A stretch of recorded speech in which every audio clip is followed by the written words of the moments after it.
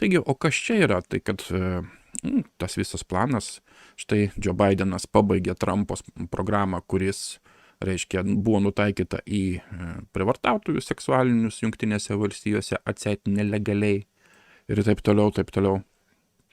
Va, ir Floridos generalinis prokuroras Ashley Moody su keliais kitais prokurorais skatina Bideno administraciją, reiškia, ne atšaukti šito, grąžinti būtent talon programą šitą, nes tai buvo be jokios abejonės apsauga toms aukoms, kurios nukenčia nuo šitų dalykų. Nu, kad neišeitų, reiškia, šito padaryti viso, turbūt probudimo neparodžius visų galų. O tai, kas čia akivaizdu, matosi, jeigu, klausykit, gina seksualinius užpuolikus, prievartautojus, tai kas tada yra pats Bidenas ir kas tada yra Bideno vyriausybė, ar ne, visa, kuri dirba su juom, jeigu jie sugeba šitokius sprendimus priiminėti. 100 000 žmonių stovi eilėje, grandinės grandinėmis, rėkia, pasiutę, daužo galvą į akmenį, iš siautulio patojasi ir stebi liguistus iškrypusius šešėlius, šokančius ant urvo sienų. Jei jie tik atsigręžtų ir pažvelgtų atgal į šviesą.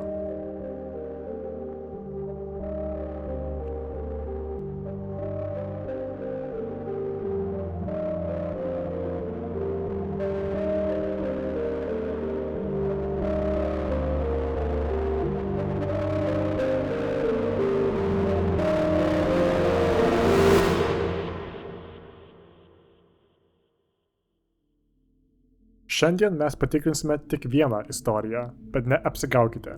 Šįkart mažiau yra daugiau ir mes kasime tol, kol pasieksime šerdį. Tik viena istorija, nes Varlinas naudoja Gateway Pundit straipsnį, kuriame naudojamas Fox News interview, kuriame naudojama Ashley Moody, kuri naudojasi Eriko Šmito laišku, o Eriko Šmito laiškas naudojasi Washington Post straipsniu. Mes patys perskaitysime Washington Post straipsnį ir po to analizuosime, kaip kiekvienas iš mūsų aktorių tuo straipsniu pasinaudojo ir pagalvosim apie tų aktorių motivaciją. Tikiuosi, kad jums patinka platonas. Taigi, iš eilės. Gateway Pundit rašo, Joe Bidenas neteisėtai baigė Donaldo Trumpo programą, kuri taikėsi pasodinti į kalėjimą seksualinius nusikaltėlius Jungtinėse Amerikos valstijose. Perskaitę straipsnį matome, kad straipsnis remiasi vaizdo įrašu ir yra straipsnio autorių komentarai. Bet mes kol kas neperskaitysime tų komentarų, nes mes ieškome šviesos. Peržiūrėdami vaizdo įrašą matome Ashley Moody, kalbant su Fox apie laišką, kurį ji pasirašė, ir girdime jos komentarus. Bet mes kol kas nesiklausysime jos komentarų, nes mes ieškome šviesos.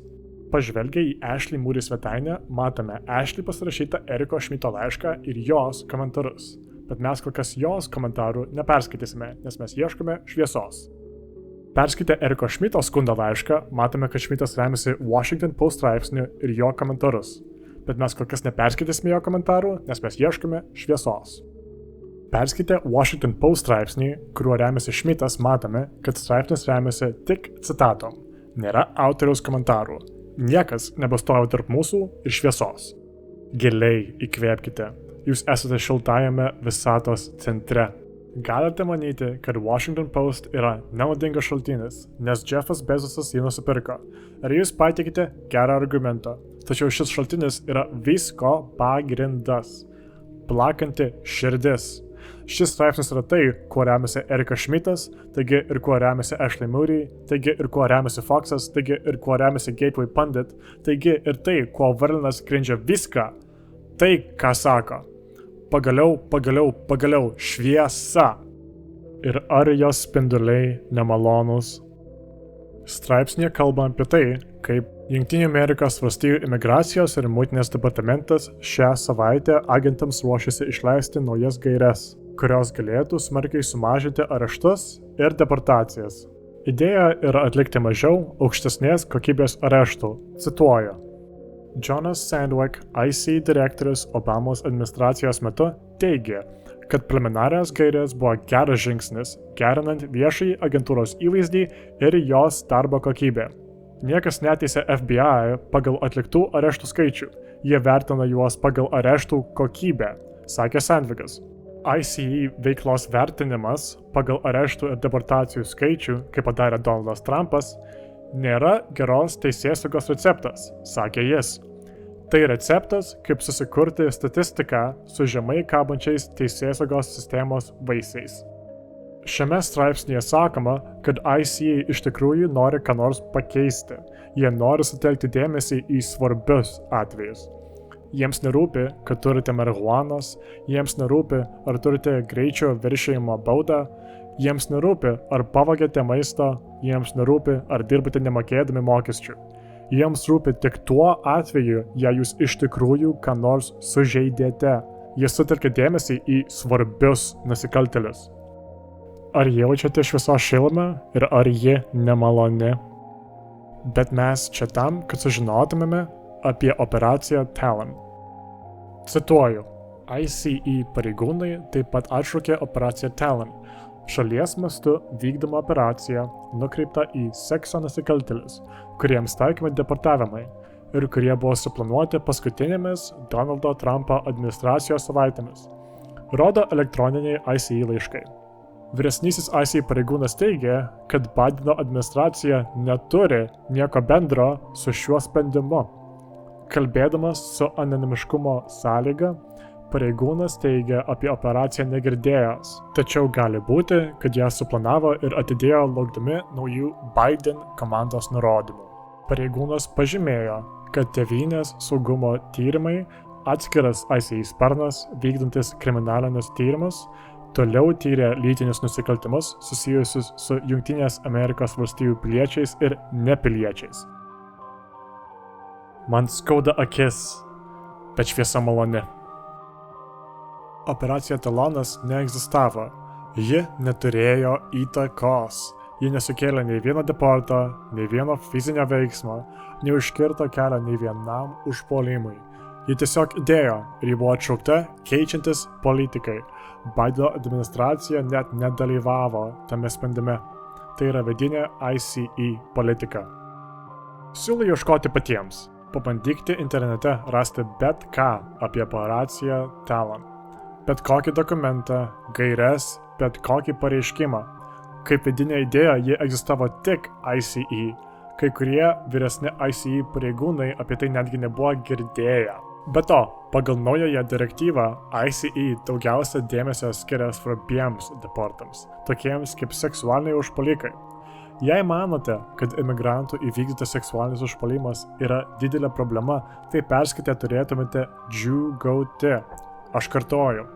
Tai reiškia, kad Bideno direktyva turėtų sumažinti imigrantų įvykdytų seksualinių užpuolimų skaičių. Apibendrinant, galima pasakyti, kad niekada neegzistavusi programa buvo atšaukta, o ICE daugiausia dėmesio skiria svarbiems taikiniams, pavyzdžiui, seksualiniams užpuolikams. Viskas taip, kaip turi būti. Kartoju, galite manyti, kad Washington Post yra nenaudingas šaltinis, nes Jeffas Bezosas jį nusipirko. Ar jūs pateikite gerą argumentą? Tačiau šis šaltinis yra visko pagrindas. Plakanti širdis. Šis straipsnis yra tai, kuo remiasi Erikas Šmitas, taigi ir kuo remiasi Ashley Moody, taigi ir kuo remiasi Foxas, taigi ir kuo remiasi Gateway Pundit, taigi ir tai, kuo Varlinas grindžia viską. Tai, ką sako. Pagaliau, šviesa. Mes radome šviesą, mes pagaliau matome. Turėtume pažvelgti, kokius tamsius šešėlius ji meta. Pirmasis apsimetėlis tarp šviesos ir jūsų yra skundo laiško autorius Erikas Šmitas. Šmitas čia tam, kad apsaugotų tave ir tavo vaikus. Per pastaruosius 4 metus jis sako, kad į Jungtinės Amerikos valstijas atvyko 19 752 migrantai, kurie buvo neteisti už seksualinę prievartą. Tai epidemija. Bet jeigu tai epidemija, kas yra 400 000 išprievartavimų, kurie vyksta Amerikoje kasmet? Tai įvykdo amerikiečiai, o 400 000 yra nepakankamas įvertinimas. Pranešama ne apie visus nusikaltimus. Kas žino, kokio dydžio tikrasis numeris? Per metus vidutiniškai 5000 žmonių turinčių teistumą dėl seksualinės prievartos neteisėtai patenka į Ameriką, šalį, kurioje gyvena 330 milijonų gyventojų. Tai lašas jūroje. bet ne Šmitui. Šmitas mano, kad atšaukus programą, kurios niekada nebuvo, nepavyksta apsaugoti Amerikos vaikų. Šmitas mano, kad tai pareiškia pasauliai, kad Jungtinės Amerikos valstijos dabar yra draustinis seksualiniams plėšrūnams. Šmitas mano, kad tai skatina seksualinius plėšrūnus neteisėtai atvykti į Jungtinės Amerikos valstijas. Šmitas mano, kad tai yra įrodymas, jog demokratams patinka seksualinė prievarta, kad jie džiaugiasi išprievartavimais, nekenčia vaikų ir labiausiai nekenčia tavęs. Argi kas nors nepagalvos apie mūsų vaikus? Šmitas švilpia tik šunims. Ar galite patikėti, kad beveik buvote šunimi? Kodėl jis tai daro? Kodėl reikia cituoti straipsnį, kuriame bylojama, kad dangus yra giedras ir apsimesti, jog jis krenta? Kodėl jis vartojo terminus kaip seksualinis plėšrūnas? Šmitas naudojasi baime, jis nori politinės valdžios, jis nori atrodyti kaip didvyris. Jam reikia, kad tu manytum, jog jis tave gelbsti ir tam reikia kažko, nuo ko tave galėtų išgelbėti. Šmitui būtinai reikia, kad jūs suteiktumėte jam galią apsaugoti jūs nuo Šmito sugalvoto pavojaus. Antra apsimetėlė tarp jūsų ir šviesos yra Ashley Moody, Šmito laiško bendra signatarė. Išklausysime trumpą jos interviu, o po to pateiksiu svarbiausių dalių vertimą. As the White House overhauls immigration policy, ICE scraps Operation Talon, a program to remove convicted sex offenders in the country illegally. But 18 attorneys general are urging President Biden to reverse the decision, writing, quote, "The cancellation of this program effectively broadcasts to the world that the United States is now a sanctuary jurisdiction for sexual predators." Florida Attorney General Ashley Moody signed that letter and joins me now. Attorney General, thank you for being here with us this morning. So can you just speak a little bit to the importance of Operation Talon and the potential consequences of scrapping that? Absolutely. As you know, states like Florida, who really struggle with combating human trafficking, we're third in the nation in terms of calls to the National Human Trafficking Hotline. We rely on the federal government to assist our local and state law enforcement and remove those that are lurking in our communities that are sexual predators and that are preying on our most vulnerable. And so to have an administration, Joe Biden, cancel an operation that is focusing on sexual offenders in our country, as the Attorney General of Florida, certainly, but as a mother, it's horrifying. I'm not sure I understand what justification would exist for its removal. Is there any reason you can see for why this operation would be removed, or what the reasoning behind that would be? Absolutely none. I was a former federal prosecutor. Effective, targeted operations, cross administrations. These operations help agents do their jobs, especially for states like Florida that rely on federal agencies and law enforcement to help them remove these dangerous people from our communities. There is no reason this operation should be canceled. And you know, the message to Joe Biden is to stop tying our hands in law enforcement and let the men and women that took the oath to protect these communities do their jobs. And that's to protect those within our states. And the only way we can do that, I mean, the state of Florida can't go out and remove and deport criminal predators within our communities. We need the federal government to do their job. Is it surprising that Joe Biden would do this? Not at all. It doesn't surprise me, but we have to keep the pressure on them to remind them of his duty to protect our states and this country. Yeah, and Attorney General, if we just look at some of those numbers, ICE removal operations for charges of sexual assault, this is the fiscal year 2020, charges 1,334, prior convictions 3,051, that total 4,385, certainly no small number. So what is the next step? You have 18 attorneys general who have signed this letter. What comes next? You know, look, not only is it common sense that the federal government would do its job and enforce the laws, but it's also legally required that they follow the laws that are put forth, and we're a nation of a rule of laws. They are charged with the responsibility of removing dangerous people that are in our in our country illegally. We rely on that. So the attorneys general will be consistently pushing back, ensuring that they are doing their job, upholding the laws, and all legal recourse will be considered and pursued. Attorney General, thank you so much for joining us this morning. We appreciate it. Thank you. Appreciate it. Ashley čia tam, kad jūs apsaugotų. Jis sako, kad jūsų bendruomenė yra tykančių seksualinių plėšrūnų, o demokratai juos saugo. Jei nenuostabu, kad Joe Bidenas apsaugos tuos niekšus. Ji yra čia, kad padėtų. Jis sako, kad federalinė vyriausybė sutikė seksualiniams plėšrūnams laisvą leidimą. Kviečia juos išskėstomis rankomis. Ashley neminėjęs Washington Post straipsnio, neminėjęs konteksto. Ashley mano, kad atšaukti programą, kurios niekada nebuvo, tai krizė. Jos manimo, 5000 nusikaltėlių atvykstančių į šalį, kurioje gyvena 330 milijonų žmonių, yra katastrofa ir prioritetas. Ji mano, kad jai reikia eiti į televiziją, ji mano, kad jums būtina ją pamatyti ir ji mano, kad jums būtina ją išgirsti. Ashley švilpia tik šunims. Ar galite patikėti, kad beveik buvote šunimi? Jei reikia, kad jūs manytumėte, jog jie jūs gelbsti ir tam reikia kažko, nuo ko jūs galėtų išgelbėti.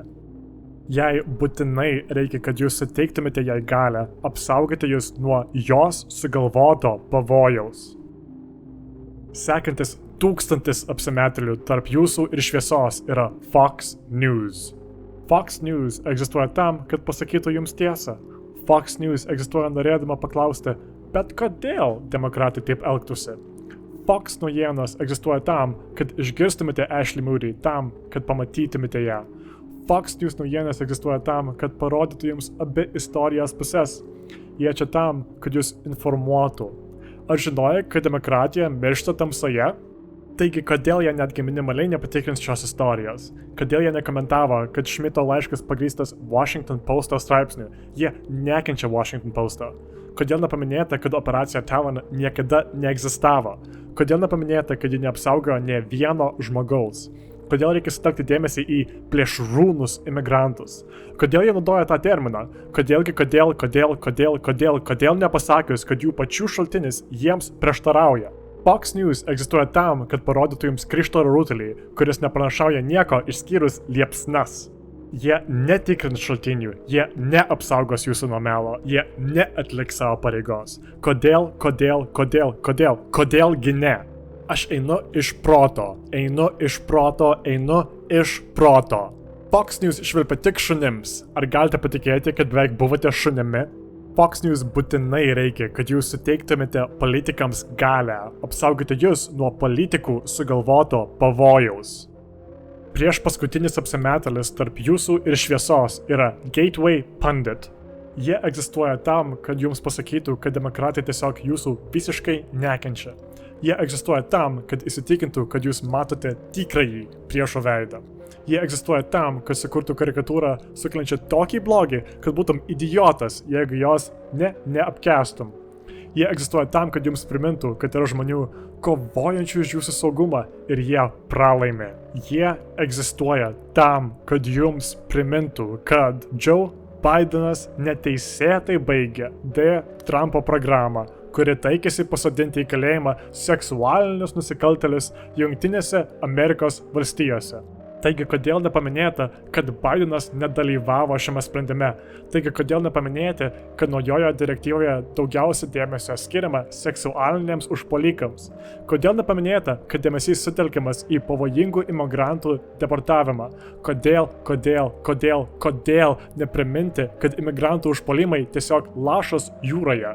Todėl, nes jiems reikia jūsų įniršio. Jiems reikia, kad jūs žviegtumėte. Jiems reikia jūsų sielos. Jiems reikia jūsų sielos. Jiems reikia jūsų sielos. Jiems reikia jūsų sielos. Gateway Pundit būtinai reikia, kad jūs suteiktumėte politikams galią apsaugoti jūs nuo politikų sugalvoto pavojaus. Ir pagaliau paskutinis eilėje yra Varlinas. Jis nemato nieko išskyrus šešėlius. Jis neapsimetėlis, jis tikėjas ir kunigas. Jis čia, norėdamas jums pasakyti, kad jūsų priešai pederastai. Jis taip toli nuo šviesos, kad nebežino, kaip jie atrodo. Net jos atspindys degina jo akis. Net atspindys degina jo akis. Net atspindys degina jo akis.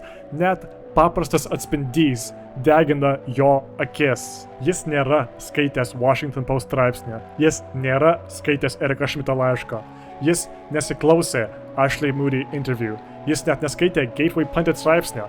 Jo paties šaltiniai prieštarauja jam. Bet jo tai nesustabdė. Pamiršk, neleisk tiesiai trukdyti gerai istorijai. Jis net nežino, kad tiesa egzistuoja.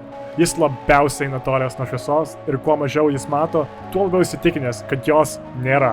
100 000 žmonių stovi eilėje, grandinės grandinėmis, rėkia, pasiutę, daužo galvą į akmenį, iš siautulio putojasi ir stebi liguistas iškrypusius šešėlius, šokančius ant urvo sienų. Jei jie tik atsigręžtų, jeigu pažvelgtų atgal į šviesą. Ar matote?